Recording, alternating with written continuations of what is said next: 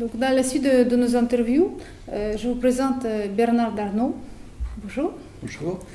Qui est réalisateur de films documentaires, qui est invité de festival, s'appelle Francesca Soleil-Ville, Montrez-moi la phrase.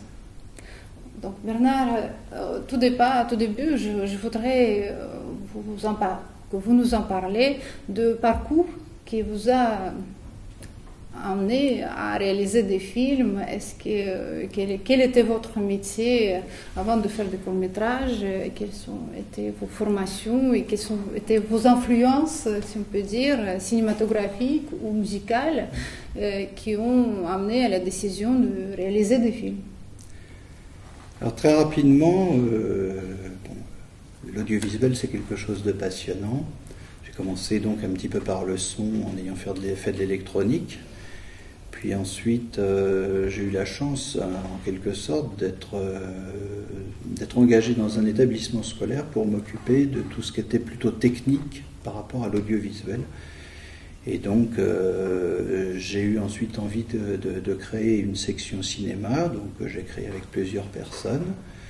Donc maintenant, je fais pas mal de formations pour des élèves qui préparent le bac A3 cinéma, enfin L3 maintenant. Et donc, j'ai suivi des cours du soir à Louis Lumière, et puis j'ai commencé un petit peu à travailler à droite à gauche, principalement dans l'image, comme caméraman, comme assistant opérateur, etc. Et puis, j'ai eu envie comme ça de montrer aussi à mes élèves que moi aussi j'étais capable de faire un petit peu quelque chose. Donc j'avais fait pas mal de captations de sujets, de pièces de théâtre, de concerts également. Mais c'était plutôt un peu amateur, donc j'ai commencé à penser un peu. Dans un premier temps, j'ai fait un premier essai, on va dire, sur la musique classique, avec un flûtiste, flûte traversière hollandais. C'était pas une grande réussite, donc je ne vais pas m'étaler dessus. Ensuite, j'ai fait un film beaucoup plus compliqué, et c'est un peu des rencontres en fait avec les gens. J'avais rencontré un médecin gynécologue qui avait envie de parler de son métier, donc je me suis dit comment parler de ça, moi un homme qui ne connaît absolument pas le sujet. Donc j'ai suivi un peu cette dame, et puis on a interviewé des gens, et le film s'est construit petit à petit autour du fait que la question c'est comment en étant femme, en ayant un jour cet événement, on est appelé à continuer, à avoir envie de travailler dans ce milieu, pour ce métier. Voilà, ça c'était le deuxième film. Pas facile à produire, pas facile à distribuer, donc il y a eu quelques projections un peu dans des écoles et puis dans des MJC. Et puis donc j'ai rencontré Francesca par l'intermédiaire d'une de mes élèves qu'elle avait adoptée quand elle était petite, qui est une enfant colombienne. Donc elle m'a présenté sa mère, et puis on a tout de suite accroché tous les deux. Et puis je me suis dit, pourquoi cette personne, que j'ai entendu évidemment chanter, qui chante depuis pas loin de 50 ans, n'est pas plus connue que ça en France. Puis je me suis aperçu que si, elle est connue, mais vraiment dans des milieux extrêmement fermés. Alors c'est peut-être que la poésie aussi française, puisqu'elle chante beaucoup de poètes. Elle n'est qu'interprète, elle a commencé donc par la musique classique, et elle est totalement dans l'interprétation, comme au cinéma on est acteur, elle est actrice de la chanson qu'elle chante.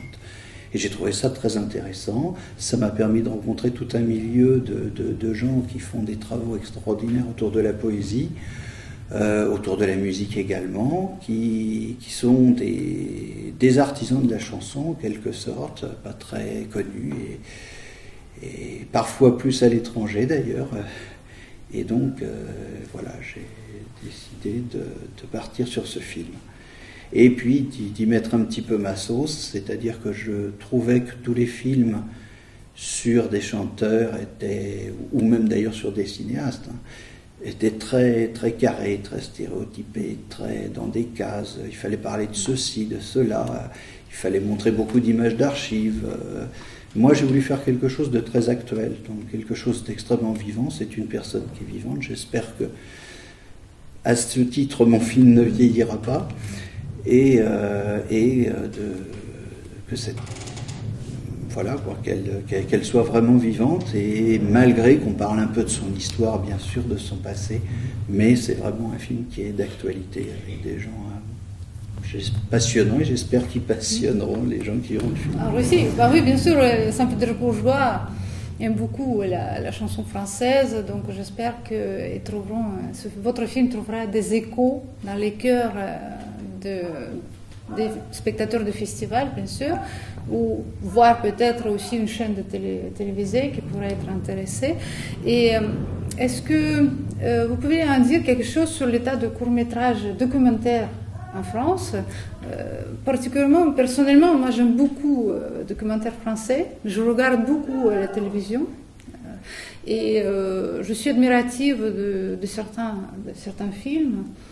Donc, est-ce que vous ne pensiez pas que le documentaire trouve beaucoup plus de facilité vers les chaînes télévisées que le court-métrage de fiction? Est-ce qu'il y a un certain... Tout à fait, tout à fait. Mais là encore, il y a des standards, c'est-à-dire que lorsque vous voulez... Il y a une demande de documentaire depuis ces 10 dernières années, j'espère que ça va continuer. Mais le problème, c'est qu'il faut se conformer aux standards de 26 minutes, de 52 minutes. Donc ça limite un petit peu les envolées lyriques, quoi. Le film que j'avais fait au départ aurait pu être un film d'1h30. J'ai été obligé de le... C'est peut-être pas plus mal à l'arrivée, mais d'en faire un 52 minutes pour pouvoir le faire passer sur les télévisions. Ce qui n'est pas encore... Enfin, si ça a été fait sur TV8 Mont-Blanc, qui nous a d'ailleurs pas mal aidé. Parce qu'en fait, en France, il faut faire des demandes auprès des télévisions. Et lorsqu'on a une télévision qui accroche au projet, qui suit, enfin, c'est l'impression que j'ai en tout cas, et je crois que ça m'était plus ou moins confirmé, tout de suite on a plus facilement des aides, peut-être le CNC éventuellement. Nous on a surtout été beaucoup aidés par la SACEM. Par la musique. Ouais. Par la musique, oui, bien sûr. Bien sûr. Bon, on souhaite beaucoup de succès à votre film à Saint-Pétersbourg. Merci beaucoup.